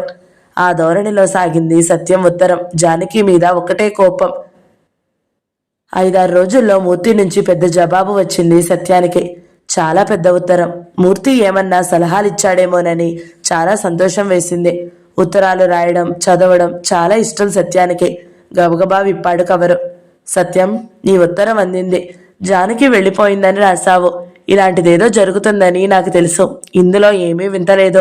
నువ్వు ఇక్కడికి వచ్చినప్పుడు మనం ఎంతసేపు మాట్లాడుకున్నాం ఈ విషయం గురించి జ్ఞాపకం తెచ్చుకో ఒకసారి. జానకి గురించి నువ్వెంత బాధపడుతున్నావో నేను అర్థం చేసుకోగలను. కానీ నువ్వు చాలా తెలివి తక్కువగా అర్థం చేసుకుంటున్నావు. జానకిని నువ్వు తీసుకుని వచ్చావు, అతను తీసుకుని వెళ్ళాడు. నీతో వచ్చేటప్పుడు కానీ అతనితో వెళ్ళేటప్పుడు కానీ జానకి ఆలోచించుకునే ఆ పనులు చేసింది అనుకుంటున్నావా? జానకి అంత స్వతంత్ర ఆలోచన ఉందా? వెంకట్రావు మీద నీకు కలిగినంత అసహ్యం జానకి ఎప్పుడైనా కలిగిందా? తనని అవమానించే వ్యక్తి మీద జానకి మాత్రం అసహ్యం కలగదా? అనుకున్నావే గాని ఆమె స్థాయిని అర్థం చేసుకోవాలని నువ్వేనాడు ప్రయత్నించలేదు. అక్కడే జరిగింది పెద్ద పొరపాటు. జానకి భర్తను విడిచిపెట్టడానికి సిద్ధంగా ఉంది అనుకోవడం చేత ఆమె స్థాయికి తగిన జ్ఞానం బోధించడం ప్రారంభించావు. భర్తను వదిలేసినందుకు నలుగురిలోనూ సిగ్గుపడకుండా ఉండాలని, తన నిర్ణయం గురించి నిస్సంకోచంగా బయటికి చెప్పేయాలని, పాత జీవితాన్ని పూర్తిగా వదిలేసి కొత్త జీవితం కోసం ఏర్పాట్లు చేసుకోవాలని ఈ రకంగా సాగింది ఆమెకు నువ్వు చేసిన బోధ. కానీ జానకి కొత్త జ్ఞానం ఏమీ ఉపకరించలేదు. జానకి భర్త గురించి కొన్ని విషయాల్లో కొంత తిరస్కారం చూపిందే కానీ అతని మీద ఆమెకి ఎక్కువ వ్యతిరేకత లేదని అర్థం చేసుకుని ఉంటే జానకి నువ్వు బోధించే జ్ఞానం ఇంకో రకంగా ఉండేది. ఎలాగంటే, జానకి అత్తింట్లో కొన్ని సమస్యలున్నాయి కదా, కొన్ని ఇబ్బందులున్నాయి కదా. జానకిని వాళ్ళత్త నెల బయట కూర్చోబెడుతుంది. చీటికి మాటికి జానకి జుట్టు మొక్కు ఇస్తానంటుంది. పుట్టింటికి ఉత్తరాలు రాయనివ్వరు, పుస్తకాలు చదవనివ్వరు. నిత్యం తిట్టడం, కొట్టడం ఇలాంటివి చాలా ఉన్నాయి. ఇలాంటివే జానకిని బాధిస్తూ ఉన్నాయి. కానీ తనకు స్వేచ్ఛ లేదనో, వ్యక్తిత్వం లేదనో, సంఘంలో స్వతంత్రమైన గుర్తింపు లేదనో కాదు. జానకి తన సంసార గొడవలు చెప్పినప్పుడు నాకు స్వేచ్ఛ లేకుండా చేస్తున్నారు వీళ్ళు, ఈ అవమానాలు నేను భరించలేను అని చెప్పిందా నీకు? అసలు ఆ స్వేచ్ఛల గురించి, వ్యక్తిత్వాల గురించి అర్థం చేసుకునే పద్ధతిలోనే లేదు కదా. తను ఏ విషయాలకి చాలా ఇబ్బంది పడుతుందో వాటిని వదిలించుకోవడం అయితే జానకి కూడా ఇష్టంగానే ఉంటుంది. అందుకోసం అయితే తప్పకుండా పట్టుదలగా ఉంటుంది. కాబట్టి ఆమె తక్షణ సమస్యల మీదే ఆమెని ఎడ్యుకేట్ చేయడం ప్రారంభించాలి. ప్రస్తుతం జానకి చేయవలసిన పోరాటం ఆమెకు ఇబ్బంది కలిగించే విషయాలకు సంబంధించిందై ఉండాలి. జానకిని అంత చిన్న పోరాటానికి మాత్రమే సిద్ధం చేయాలి ముందు. చూడు, జానకితో నువ్వు ఇలా చెబుతూ ఉంటావనుకో, నువ్వు ఇంకా వెంకట్రావుతో కలిసి ఉండడం నీకేమీ క్షేమం కాదు, ఆత్మగౌరవం కాదు. కానీ అతన్ని విడిచిపెట్టడానికి నువ్వు ఇష్టంగా లేవు కాబట్టి సరే అలాగే కానీ అలాగే చెయ్యి. కానీ అతను పిలవక ముందు మాత్రం నువ్వు బయలుదేరకూడదు. నిన్ను తీసుకువెళ్ళాలని వెంకట్రావు ఎప్పుడైనా హఠాత్తుగా వచ్చాడనుకో, ఏమీ కంగారు పడకుండా ధైర్యంగా ఉండాలి. అతను నీ దగ్గరికి వచ్చాడంటే కొన్ని షరతులు పెట్టడానికి నీకు అవకాశం దొరికినట్టే. నీకు ఏ విషయాలు ఇష్టం లేవో, అక్కడ నీకు వేటి వల్ల ఇబ్బంది కలుగుతుందో వాటి గురించి మాట్లాడు. అవి అలాగే ఉంటే అక్కడికి రానని చెప్పు. ఈ విషయంలో మాత్రం నువ్వు చాలా పట్టుదలగా ఉండాలి. ఏమీ అడగకుండానే మళ్ళీ అక్కడికి వెళ్తే అంతా పాతపాటే అయిపోతుంది. నీకేమీ సుఖం ఉండదు. నువ్వు పట్టుదలగా ఉన్నావంటే 6 నెలలైనా బయట కూర్చోవడం లాంటి ఇబ్బందులు కొన్నైనా తప్పుతాయి. ఈ రకంగా నువ్వు జానకి బోధిస్తావనుకో, ఈ మాటలు వినడానికి జానకి అయిష్టంగా ఉండదు. పైగా తన కష్టాలు తీరిపోయే మార్గం ఏదో దొరికినట్టు చాలా సంతోషిస్తుంది. అంత మాత్రానే కష్టాలు తీరిపోవన్న సంగతి మనకి తెలుస్తుంది గాని జానకి తెలియదు. తన ఇబ్బందులన్నీ పోతాయని చాలా ఆశపడుతుంది. వెంకట్రావుని తను అడగవలసిన విషయాలు చాలా చిన్న చిన్నవే కాబట్టి అవును అలాగే అడుగుతాను అని పట్టుదలగా ఆలోచిస్తుంది. అంటే పూర్వం అన్నీ భరిస్తూ కిక్కురమనకుండా ఉండే స్థితి కన్నా ఇప్పుడు కొన్ని విషయాలు అడగడానికి సిద్ధపడిందంటే అది జానకి స్థితిలో అభివృద్ధే కదా. నువ్వు జానకి ఇలా చెప్పి ఉంచుతావనుకో, ఇలా జరిగి ఉంటే వెంకట్రావు వచ్చినప్పుడు జానకి ఇప్పుడు చేసినట్టు చేసేది కాదు, ఇంకో రకంగా ప్రవర్తించి ఉండేది. ఎలాగంటావా? అతనితో తప్పకుండా అనేది. నువ్వు నీ తల్లి నన్ను ఇబ్బందులు పెడుతున్నారు. నెల నెల బయట కూర్చోమంటున్నారు. నా పుట్టింటి వాళ్ళకి ఉత్తరాలే రాసుకొనివ్వడం లేదు. పుస్తకాలు చదివితే తప్పు పడుతున్నారు. అస్తమాను నన్ను తిడుతున్నారు, కొడుతున్నారు. అన్ని బాధలు పడి నేను అక్కడ ఉండలేను. ఆ ఇబ్బందులేమీ లేకపోతే రావడానికి నాకేం అభ్యంతరం లేదు అనే ధోరణిలో మాట్లాడేదే. వెంకట్రావుకి జానకి మాటలు ఎంత ఇష్టం లేకపోయినా జానకి వచ్చేట్టు చెప్పకపోతే తనతో రానంటుంది కాబట్టి సరే మీకు ఇష్టమైనట్టే ఉందుగానిలే, ఈసారి నీ మీద చేయి చేసుకోనిలే అంటాడు. భర్తలో చాలా మార్పు వచ్చేసిందని జానకి సంతోషిస్తుంది. తను పట్టుదలగా ఉండడం వలనే ఆ మార్పు వచ్చిందని కారణం కూడా గ్రహిస్తుంది. తాను అన్నిటికీ భరించి పడి ఉండడం కన్నా ఎదురు తిరగడం ఎంత అవసరమో అర్థం చేసుకుంటుంది. అసలు వెంకట్రావు జానకి అడిగే ఏ విషయానికి ఒప్పుకోడానికో అప్పుడు అతనితో వెళ్ళడానికి జానకి ఇష్టపడదు కదా. కానీ ఆ పరిస్థితి రాదు. ఎంత మోసగాడైనా సరే నీ ఇష్టం వచ్చినట్టే చేస్తాను అని చెప్పు తీసుకుపోతాడు గాని నిన్ను ఎప్పుడూ తిడుతూనే ఉంటాను, కొడుతూనే ఉంటాను, నీకిష్టమైతేనే నాతో రా అనడు. చాలా నమ్మకం కలిగించే మాటలే చెబుతాడు. వెంకట్రావు లాంటి వాడు ఎంత మంచి మాటలు చెబితే మాత్రం వాడిని నమ్మడం ఏమిటి? అలాంటి వాడు మారుతాడా? వాడు మారుతాడని ఆశించడం ఏమిటి అంటావు నువ్వు. వెంకట్రావు మారుతాడని ఆశించేది మనం కాదు. మనం ఇంతకు ముందే చాలా మంది వెంకట్రావుని చూసాం. ఈ వెంకట్రావుని కూడా మనం స్పష్టంగానే అర్థం చేసుకోగలం. ఈ వెంకట్రావు లాంటి మూర్ఖుడితో సంబంధం పూర్తిగా తెంచేసుకోవడం ఒక్కటే సరైన మార్గం అని మనకు బాగానే తెలుసు. ఇంత తెలిసి కూడా జానకి మళ్ళీ అతని దగ్గరికి వెళ్ళడానికే ఎందుకు సిద్ధం చేస్తామంటే జానకిని మభ్యపెట్టాలనో ఆమె కాపురం చక్కబెట్టాలనో కాదు. జానకి ఆ స్థితిలోనే ఉంది కాబట్టి ఆ కాపురం చక్కబడదని మనకు తెలుసు గాని జానకి తెలియదు. మనకు ఎంత జ్ఞానం ఉన్నా మన జ్ఞానాన్ని అర్థం చేసుకునే స్థితిలో జానకి లేదు. వెంకట్రావు లాంటి మూర్ఖుణ్ణి వదిలేయడమే సరైన పని. అలాంటి వాళ్ళు మారరు. మాకు బాగా తెలుసు అంటామనుకో, జానకి నమ్మదు. అసలు అలాంటి అభిప్రాయం మనకెందుకు ఏర్పడిందో జానకి అర్థం కాదు. జీవితాల ద్వారా, సాహిత్యం ద్వారా మనకు కలిగిన అనుభవాలు లాంటివే జానకి కూడా కలగాలి. జానకి చైతన్య స్థాయిని గమనించడం అంటే మనం కూడా జానకి స్థాయికి దిగజారడం కాదు. చైతన్యం అనే మాట నేను చాలాసార్లు వాడడం నీకు విసుగ్గా ఉందా? అయితే ఆ మాటకి బదులు ఆమె జ్ఞానం, ఆమె భావాలు, ఆమె అభిప్రాయాలు అనుకో. జానకి మళ్ళీ బద్ద దగ్గరికి వెళ్ళే అజ్ఞానంలో ఉన్నప్పుడు ఆమె ఎలా ఉంటే అలాగే ఊరుకోవాలి కదా అని మళ్ళీ వెళ్తావా? సరే వెళ్ళు, ఏం చేస్తావు మరి? ఎలాగో వచ్చుకో అనమని కాదు. జానకి జ్ఞానం రావాలి అనడం అంటే ఎవ్వరూ చెప్పకుండా నేర్పకుండా వస్తుందని కాదు. జానకి నేర్పవలసిన మనం కూడా జానకి అజ్ఞానాన్నే అనుసరిస్తే జానకి నేర్పగలిగేది ఏమీ ఉండదు. జానకి కోసం తక్కువ చైతన్యం గల కార్యక్రమం నిర్ణయిస్తామే గాని మన చైతన్యాన్ని ఏమీ దిగజార్చుకోము.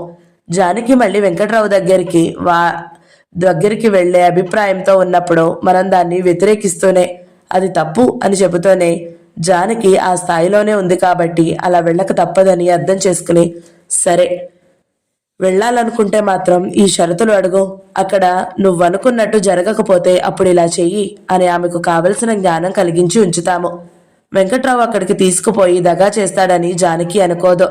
అలా అనుకునేంత జ్ఞానమే ఉంటే అక్కడికి వెళ్ళదు. అతన్ని నమ్మడం వలనే వెళుతుంది. తీరా వెళ్ళాక అక్కడ ఆమె ఆశించినట్టు జరగకపోతే వెంకట్రావు మళ్ళీ పాత వ్యవహారంలోకి దిగితే అప్పుడు జానకి స్వతంత్ర ఆలోచన ప్రారంభమవుతుంది. ఇతనితో మామూలు మాటలు షరతులు పనిచేయవు అని స్వయంగా తన అనుభవం ద్వారా గ్రహిస్తుంది. ఈసారి పుట్టింటికి వెళ్లే అవకాశం చూసుకుని మళ్లీ రాకుండా ఉండిపోతుంది. ఈసారి వెంకట్రావు మాటలు అంత తేలిగ్గా నమ్మదు. రెండోసారి జానకిని నమ్మించడం వెంకట్రావుకి చాలా కష్టమవుతుంది. అంటే జానకి జ్ఞానం అప్పటికి మరికొంత అభివృద్ధి అవుతుందన్నమాట. జానకి అభివృద్ధి అవుతున్న కొద్దీ ఆమె భర్త ప్రవర్తనలో అధికార దర్పం కొంత తగ్గవలసి వస్తూ ఉంటుంది. అతను కొన్ని విషయాలైనా మార్చుకోక తప్పని పరిస్థితి ఏర్పడుతుంది. లేకపోతే జానకి పూర్వంలాగా భరించదు కాబట్టి. ఇక్కడ మనం ఒక విషయం చాలా స్పష్టంగా అర్థం చేసుకోవాలి. సత్యం 10 మంది వెంకట్రావులుంటే ఆ 10 మంది మూర్ఖత్వాలు ఒకే స్థాయిలో ఉండవు. ఒక వెంకట్రావుకి 100 డిగ్రీల అధికార దర్పం ఉంటే ఇంకో వెంకట్రావుకి 20 డిగ్రీల ఉండొచ్చు, ఇంకొకడికి 30 డిగ్రీలు ఉండొచ్చు. ఇక వాళ్ళ భార్యల చైతన్య స్థాయిలో కూడా ఒకే రకంగా ఉండవు. ఒక స్త్రీ తన భర్త 100 డిగ్రీల అధికార దర్పం ప్రదర్శించిన కిక్కును మనకుండా భరించవచ్చు. ఇంకో స్త్రీ 10 డిగ్రీల అధికార దర్పాన్ని కూడా భరించకపోవచ్చు. వెంకట్రావులు తమ మూర్ఖ ప్రవర్తనకి ఎదురు దెబ్బ తగలనంత కాలమే దాన్ని సాగిస్తూ ఉంటారు. ఎదుటి పక్షం నుంచి కొంత ధిక్కారం ప్రారంభమైతే వాళ్ళ ప్రవర్తనలో కూడా మార్పు ప్రారంభమవుతుంది. తక్కువ దుర్మార్గకంగా తక్కువ మూర్ఖత్వంతో ఉన్న వెంకట్రావులు ఎదుటి వ్యక్తి పోరాటాన్ని బట్టి తమ ప్రవర్తనలో తప్పులు నిజంగానే గ్రహించుకోవచ్చు. తమ అధికార దర్పాలు కొంత తగ్గించుకోవచ్చు, పూర్తిగా తగ్గించుకోకపోవచ్చు కూడాను. ఇదంతా ఆ వెంకట్రావు మూర్ఖత్వం మీద, ఆ జానకి ఆత్మాభిమానం మీద ఆధారపడి ఉంటుంది. ఒక భర్తకి ఒక భార్యకి మధ్య వైరుధ్యం క్రమంగా తగ్గుతూ ఉంటే వారి మధ్య ఘర్షణలు కలహాలు తగ్గుతూ స్నేహం పెరుగుతూ ఉంటాయి. అలాగాక వారి మధ్య వైరుధ్యం ఇంకా పెరుగుతూ ఉంటే సమస్యలు ఎక్కువైపోయి పూర్వం కన్నా శత్రుత్వం పెరిగిపోతూ ఉంటుంది. అందుచేత భార్యాభర్తల సంబంధంలో భార్యకు విముక్తి అంటే అన్ని చోట్ల అందరి విషయాల్లోనూ భర్తని విడిచిపెట్టేయమనడమే పరిష్కారంగా ఉండదు. ఎవరి సంబంధం ఎలా ఉందో, ఎవరికి ఏది పరిష్కారమో వేరువేరుగా పరిశీలించవలసిందే. మన జానకి విషయంలో ఈ వెంకట్రావు పూర్తిగా మూర్ఖుడే, పశువే. ఈ విషయంలో మన ఇద్దరి అభిప్రాయాలు ఒకటే. ఈ వెంకట్రావు వదిలేయదగ్గంత మూర్ఖుడా కాదా అనే చర్చ మన మధ్య అనవసరం. వీడు వదిలేయతగ్గంత మూర్ఖుడే. అసలు ఈ పని ఎప్పుడో చేసి ఉండవలసిందే. అసలు అతనితో పెళ్లే జరగకుండా ఉండవలసింది. ఈ విషయంలో మన మధ్య భేదాభిప్రాయాలు లేవు. కానీ ఇక్కడ జరగవలసింది ఈ విషయం జానికి కూడా తొందరగా గ్రహించేట్టు మాత్రమే మనం చెయ్యాలి. వెంకట్రావుని కొంత తిరస్కరించి బాగు చేయొచ్చులే అని మనం పొరపాటుగా అనుకుంటామనుకో, అప్పుడు దానికి తగ్గ మార్గమే నేర్పుతాం జానకి. కానీ ఆ మార్గం ఆమె సమస్యల్ని పరిష్కరించడానికి సరిపోదు కాబట్టి ఆమె ఎప్పుడూ ఇబ్బందుల్లో ఉంటూనే ఉంటుంది. అందుకే ముందు మన ఆలోచన సరిగ్గా ఉండాలి. అప్పుడే మనం జానకి సరైన మార్గం చూపించగలుగుతాము. మన జ్ఞానాన్ని బట్టి మన వల్ల నేర్చుకునే వాళ్ళ జ్ఞానం ఉంటుంది కాబట్టి మనం చెప్పేది చేసేది సరిగ్గా ఉంటాయో లేవో ఎప్పుడూ పరిశీలించుకుంటూ ఉండాలి. సత్యం జానకి కొన్నాళ్ళు పుట్టింట్లో ఉండి మళ్ళీ అతని దగ్గరికి వెళ్ళిపోయే స్థితిలోనే ఉంది కదా. ఈ మధ్య కాలంలో అతని మీద చూపిన వ్యతిరేకత చిన్న సమ్మె చేయడం లాంటిదే. కానీ ఆ సమ్మె వల్ల ఒక్క డిమాండ్ కూడా సాధించలేకపోయింది. ఎలా వచ్చిందో అలా వెళ్ళింది. నీ తెలివి తక్కువతనం వల్ల. నువ్వు ఎలాంటి పొరపాటు చేశావో ఇప్పటికైనా అర్థమైందా? నువ్వు తనని అతని దగ్గరికి వెళ్ళనివ్వనని భయపడడం వల్ల జానకి తన విషయం నీతో సంప్రదించలేదు. కానీ లేకపోతే తను వెళ్లే ముందో నీతో తప్పకుండా మాట్లాడేదే, నీ సలహాలు పాటించేదే. జానకి అక్కడికి వెళ్ళినా గట్టిగా నిలబడేట్టు నువ్వు చేయగలిగేవాడివి. కానీ నీ వల్ల ఇవేమీ జరగలేదు. మంచి అవకాశం పాడు చేశావు. జానకి వెంకట్రావుని వదిలేయాలని వదిలేస్తుందని నువ్వు అనుకుని ఆ అమ్మాయి స్థితికి తగని కార్యక్రమం ఇచ్చావు. ఆమె చేయలేని పోరాటం నిర్ణయించావు. తనని నువ్వు చదువుకోమనడం కానీ, ఉద్యోగం చేయమనడం కానీ, భర్తని వదిలేసినట్టు అందరికీ గర్వపడుతూ చెప్పేమనడం కానీ, ఇదంతా జానకి ఏమీ నచ్చలేదు. ఆచరణ యోగ్యంగా కనబడలేదు. దానికి ఆ అమ్మాయి సిద్ధంగా లేదు. నిన్ను, నీ జ్ఞానాన్ని నమ్మలేకపోయింది. నిన్ను తన శ్రేయోభిలాషిగా అర్థం చేసుకోలేకపోయింది. ఆమె అభివృద్ధి కోసం నువ్వు ఎంత ఆరాటపడినా, ఎన్ని ప్రయత్నాలు చేసినా అంతా వ్యర్థమైపోయింది. వెంకట్రావు వస్తే కొన్ని షరతుల మీదైనా పట్టుదలగా ఉండవలసిన మనిషి, ఆ మాత్రమైనా నీ వల్ల నేర్చుకోవలసిన మనిషి, అదేం లేకుండా అతని మీద కొంచెం విముఖత అయినా ప్రదర్శించకుండా, ఒక్క మాట అయినా అడగకుండా చాలా అమాయకంగా వచ్చిన దారిన వెళ్ళిపోయింది. వెంకట్రావు చక్కగా ఏమీ ఇబ్బంది పడకుండా జానకిని తీసుకుని పోగలిగాడు. అంటే జానకి నష్టపోయి అతని శత్రువు లాభపడ్డాడు. దీనికి కారణం ఎవరు? నువ్వే, నీ అజ్ఞానమే. సమస్యల స్వభావం గ్రహించకుండా, బాధలు పడే వ్యక్తుల స్థాయిని గమనించకుండా, వారి విముక్తి కోసం చాలా తొందర పరిష్కారాలు కావాలనుకుంటారు నీలాంటి వాళ్ళు. నీకు జానకి మీద ఎంతో ప్రేమ. జానకిని రక్షించడానికి నీ ప్రయత్నం, అదంతా నాకు తెలుసు. కానీ ఆ ప్రయత్నాలు ఎలా ఉండాలో అలా లేకపోతే మనకి అపకారం జరిగి శత్రువుకే ఉపకారం జరుగుతుంది. నీకో విషయం చెప్పాలి. సావిత్రి అనే ఒక అమ్మాయి ఉండేది. ఆమె భర్తతో చాలా విసిగిపోయింది. పుట్టింటికి వచ్చేసింది. జీవితంలో మళ్ళీ అక్కడికి వెళ్ళకూడదని నిర్ణయించుకుంది. 1 సంవత్సరం పాటు పుట్టింట్లో ఉండిపోయింది. ఆలోగా చిన్న ఉద్యోగం కూడా సంపాదించుకుంది. సావిత్రికి ఇద్దరు అన్నలున్నారు, మహామర్యాదస్తులు. చెల్లెలు భర్త నుంచి విడిపోవడం వాళ్ళకి ఇష్టం లేదు. చెల్లెలి మనసు ఎలాగైనా మార్చి ఆ భార్యాభర్తల సంసారం చక్కదిద్దాలన్నదే వాళ్ళ తాపత్రయం. అసలు నీ కష్టం ఏమిటో చెప్పు అన్నారు. సావిత్రి చెప్పింది ఎన్నో. ఓ, అవి కష్టాలా అన్నారు. చాలా ఆశ్చర్యపడ్డారు. అవన్నీ చాలా చిన్న విషయాల్లాగా కనపడ్డాయి వాళ్ళకి. నిన్నేం కొడతాడా, తిడతాడా? చీరలు కొంటాడు, నగలు చేయిస్తాడు, నీకేం లోటు అన్నారు. తనకేం లోటో సావిత్రికి తెలుసు గాని అన్నలకు అర్థమయ్యేట్టు చెప్పలేకపోయింది. చెప్పిన వాళ్ళకి అర్థం కాలేదు. అతనితో ఉండడం నాకు ఇష్టం లేదు అని తేల్చి చెప్పింది చివరికి. సావిత్రి అన్నలు చాలా నేర్పుగా, అలా అనకమ్మా, నీకేమన్నా కష్టం కలిగితే మేము ఊరుకుంటామా? చిన్న విషయాలకి జీవితం పాడు చేసుకోకూడదు. ఇంకా ఎంతో జీవితం ఉంది నీకు. నీకెలా కావాలో అలాగా అక్కడే ఉండి దెబ్బలాడి సాధించుకో, అంతేగాని అంటూ చెప్పుకొచ్చారు. కళ్ళనీళ్లు పెట్టుకున్నారు. సావిత్రి పుట్టింట్లో ఆదుకునే వాళ్ళు లేక, ఏమీ చేయలేక మళ్ళీ అతని దగ్గరికి వెళ్ళింది. వెళ్ళిన తర్వాత 2 నెలలకి ఆత్మహత్య చేసుకుంది. సావిత్రి పోయిన తర్వాతే అసలు సంగతి అంతా నాకు తెలిసింది. సావిత్రి చిన్న అన్న చెప్పాడు నాకు. ఇలా అనుకోలేదండి, లేకపోతే పంపేవాళ్ళం కాదు అంటాడు ఇప్పుడు. నా అభిప్రాయం ఏమిటంటే, పుట్టింటి నుంచి మళ్ళీ భర్త దగ్గరికి బయలుదేరినప్పుడే సావిత్రికి ఆత్మహత్య చేసుకునే అభిప్రాయం ఉండి ఉండదు. అలా అయితే 2 నెలలు ఆగేదే కాదు. భర్తతో కొంత సఖ్యంగా ఉండాలనే వెళ్ళి ఉంటుంది. కానీ ఉండలేకపోయింది. తనకిష్టం లేని విషయాలతో రాజీ పడలేకపోయింది. ఆమె ఆత్మహత్య కూడా ఆమెకి ఇష్టం లేని పరిస్థితుల మీద తిరుగుబాటే. ఆఖరికి చావు వల్ల అయినా సరే ఆ పరిస్థితుల్ని వదిలించుకోవాలనుకున్నదే ఆమె పట్టుదల. నా భాషలో చెప్పాలంటే, విముక్తి పోరాటానికి సిద్ధంగా ఉన్న సావిత్రిని ఆమె అన్నలు అర్థం చేసుకోలేక ఆమె చైతన్యాన్ని దిగజార్చే ప్రయత్నం చేశారు. తెలిసి కాదు, తెలియకే. తెలిసి చేసినా తెలియక చేసినా ఒక తప్పు జరిగినప్పుడు దానికి మంచి ఫలితం రాదు. అండగా నిలబడే వాళ్ళు లేక ఆమె తప్పుదారుల వెంట విముక్తి మార్గం చూసుకుంది. సావిత్రికి భర్త మీద ఉన్న వ్యతిరేకతని ఆమె అన్నలు తక్కువగా అంచనా వేసి ఆమె భర్తతో రాజీ పడాలని నిర్ణయించారు.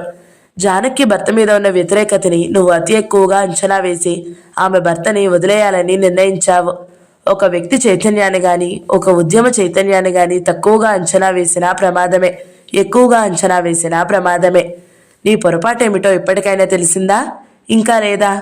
ఇక తర్వాత విషయం. జానకి ఆత్మగౌరవం లేదన్నావు. జానకి కోసం ఎంత చేసినా లాభం లేదన్నావు. సత్యం. చాలా తెలివి తక్కువ మాటలు ఇవి. పేద ప్రజల విషయంలో కూడా చాలా మంది ఇలాగే మాట్లాడుతూ ఉంటారు. వాళ్ళకి పొలాలు పంచి ఏం లాభం అండి?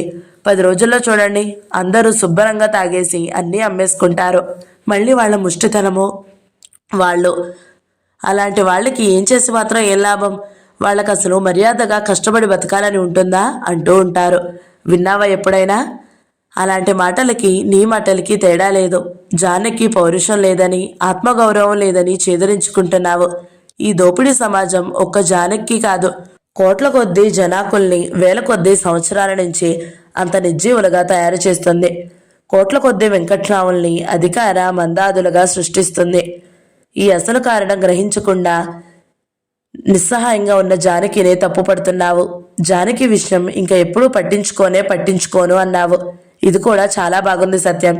ఒక సంగతి చెబుతాను విను. ఇక్కడ ఒక కంపెనీలో దాదాపు 1 రోజులు ఒక సమ్మె జరిగింది. ఆ కంపెనీ కార్మికులు ట్రేడ్ యూనియన్ లీడర్స్ వల్ల గతంలో కొన్ని ఇబ్బందులు పడి ఉన్నారు. అందుచేత ఒక 1 రోజుల వరకు వాళ్ల ప్రభావానికి లొంగకుండా నిలబడ్డారు. కొంతకాలం వరకు అలాగే నిలబట్టేట్టు చేయగలిగాం మేము. కానీ ఒక వారం రోజుల్లో పరిస్థితి మారిపోయింది. యూనియన్ లీడర్స్ కంపెనీ మేనేజ్మెంట్తో కలిసి ఎత్తుగడలు మార్చేసరికి అందులో ఉన్న కొంత మోసం గ్రహించలేక 1 రోజులు ఎంతో ఉత్సాహంగా సమ్మె చేసిన కార్మికులు తమకు అతి ముఖ్యంగా కావలసిన డిమాండ్స్ నెరవేరకుండానే మేనేజ్మెంట్ వాగ్దానాలు నమ్మి సమ్మె విరమించుకున్నారు. గతంలో ఆ యూనియన్ వల్ల మోసపోయి కూడా మళ్ళీ వాళ్ళ మాటలు విని భ్రమల్లో పడ్డారు. నా వంటి కార్యకర్తలకు ఈ కార్మికుల ప్రవర్తన నిజంగానే కొంచెం నిరుత్సాహం కలిగిస్తుంది. అయినప్పటికీ ఇక వీళ్ళ సంగతి పట్టించుకోవద్దు. వీళ్ళకి అసలు జ్ఞానం లేదు. వీళ్ళ కోసం ఎంత చేసినా ఇంతే అని మాత్రం ఎవ్వరూ అనుకోవడం లేదు. ఈ కార్మికుల్ని మనం ఎందుకు ప్రభావితం చేయలేకపోయాం? మన ప్రయత్నాల్లో ఎక్కడ లోపం జరిగింది? యూనియన్ చేసిన మోసాన్ని ఈ కార్మికులు గ్రహించేట్టు ఎలా చేయగలం అని ఆలోచిస్తున్నాము. మేనేజ్మెంట్ తన వాగ్దానాలు ఎలాగూ నెరవేర్చుకోదు. కార్మికులు అనుకున్నంతగా వారికి ఆ యూనియన్ ఎలాగూ సహాయం చేయదు. కార్మికులు మేనేజ్మెంట్ మీద యూనియన్ మీద పెట్టుకున్న భ్రమలు తొందరలోనే చల్లా చెదురైపోక తప్పదు. అలాంటి పరిస్థితి తప్పకుండా వచ్చి తీరుతుంది.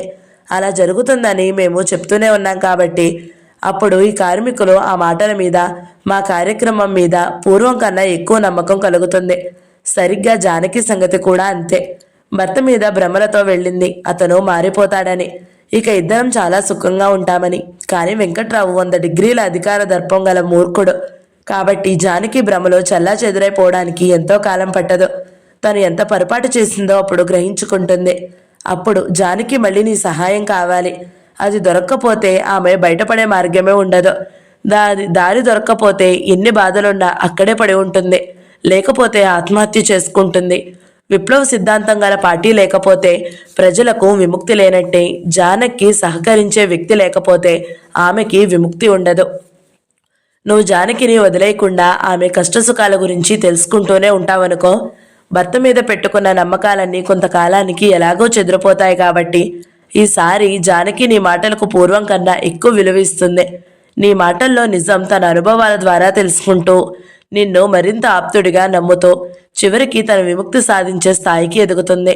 అనుభవాలు లేకుండా అభివృద్ధి లేదు సత్యం. మానవ సమాజం అనుభవాల ఫలితంగానే విప్లవముఖంగా నడుస్తుంది. ఒక వ్యక్తి విషయం కూడా అంతే. జానకి విషయం ఇంకెప్పుడూ పట్టించుకోను అనడం ఎంత తెలివి తక్కువ మాటో చూసావా? ఇంతకు ముందే ఒక తప్పు చేశావు. ఆ తప్పులో నుంచైనా సరే దారికి రావడానికి బదులు ఇంకో తప్పులోకి పోతున్నావు. జానకి మీద నీకు నిజంగా ప్రేమ ఉంటే ఆమె గురించి ఎప్పుడూ పట్టించుకుంటూనే ఉండాలి. ఆమె అడిగే సహాయం చేస్తూనే ఉండాలి. అంతేకాదు, వెంకట్రావు నుంచి బయటపడడమే జానకి పూర్తి విముక్త. తర్వాత ఆమె భవిష్యత్తు ఏమిటి? మళ్ళీ ఆమెకు తారసపడే వ్యక్తి ఇంకో వెంకట్రావు, పోని కొంచెం మంచి వెంకట్రావు కాడనే నమ్మకం ఏమిటి? సరే, జానకి విషయం అలా ఉంచు. ఈ మొదటి వెంకట్రావు మాట ఏమిటి? ఒక జానకి పోతే ఇంకో జానకిని తెచ్చుకుంటాడు. రెండో ఆమె మీద అధికారి అవుతాడు. ఆమె కూడా పోతే మూడో జానకి మీద. ఎందరు జానకీలు పోతే మాత్రం వెంకట్రావు ఏం నష్టపోతాడు? ఏమీ నష్టపోడు. కాబట్టి అసలు చేయవలసింది ఏమిటంటే సమాజంలో వెంకట్రావులందరికీ ఉన్న ప్రత్యేక అధికారుల హక్కులు ఊడగొట్టాలి. అతను కొమ్ములు కూరలు పీకేయాలి. ఆ పని చేయకుండా ఎందరు జానకిల్ని అతని నుంచి తప్పించినా అతనికి నష్టం ఉండదు. ఒక వెంకట్రావు నుంచి తప్పుకున్నంత మాత్రాన అది ఏ జానకి నిజమైన విముక్తి కాదు. స్త్రీ పురుషుడి కన్నా హీన స్థితిలో ఉంచే సమాజంలో నువ్వు ఏ జానకి పురుషాధికారం నుంచి తప్పించలేవు. పురుషుడికి ప్రత్యేక అధికారాలు లేని సమాజాన్ని నిర్మిస్తేనే తప్ప విముక్తికి స్వేచ్ఛకి అడ్డదారులుండవు. ఎంత సుదీర్ఘమైన ఎంత కష్టభూయిష్టమైన ప్రయాణం సరైన మార్గాన చేయవలసిందే. పురుషాధికారం లేని సమాజమే స్త్రీలని సంపూర్ణంగా విముక్తి చేయగలదు. కానీ ఒక్కొక్క స్త్రీకి ఒక్కొక్క అన్న ఉండి ఒక్కొక్క వెంకట్రావుని దండించి సంస్కరించి కాదు. సత్యం, నీ ప్రేమ ఒక్క జానకినా? జానకికేనా? నీ చెల్లెల కోసమేనా? ఇంకెందరు జానకిలో, ఎందరు పార్వతిలో, ఎందరు సావిత్రిలో, ఎందరు అమాయకులు, ఎందరు నిస్సహాయకులు, ఎందరు స్వేచ్ఛాప్రియులు పెనుగులాడుతున్నారో సంకెళ్లతో. ఈ స్త్రీలందరూ విముక్తి చెందే మార్గం అక్కర్లేదా నీకు? అది పట్టదా నీకు? స్త్రీలందరి విముక్తే జానకి విముక్తి. అంతవరకు ఏ జానకి విముక్తి ఉండదు. మూర్తి. సత్యమూర్తి ఉత్తరం చదవడం పూర్తి చేసిన తక్షణం మూర్తికి జవాబు రాశాడు. మూర్తి, నీ ఉత్తరం చాలా శ్రద్ధగా చదివాను. ఈసారి నీ మాటలు నాకు ఉపన్యాసాల్లాగానో మీ పార్టీ సిద్ధాంతాలలాగానో అనిపించలేదు. నీ ఉత్తరం ఎప్పటికప్పుడు మధ్యలోనే ఆపి నా పొరపాటు నాకు తెలిసిందని నీకు రాయాలి అనిపించింది.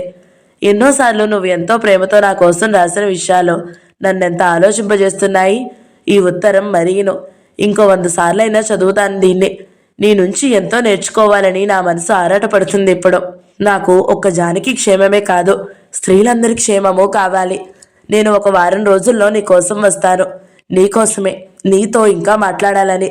అప్పుడే జానకిని కలుస్తాను. వాడి ముఖం కూడా కనబడుతుందేమో. అది భరించలేను. ఎలాగ మరి? ఇట్లో సత్యం. జానకి విముక్తి 4వ భాగం సమాప్తం. ఈ వీడియో మీకు నచ్చినట్లయితే లైక్ చేయండి, షేర్ చేయండి, మంచి కామెంట్ పెట్టండి. ఎవరైనా మొదటిసారి మన ఛానల్ని చూస్తున్నట్లయితే సబ్స్క్రైబ్ చేసుకోండి. Thank you so much for watching. నమస్తే.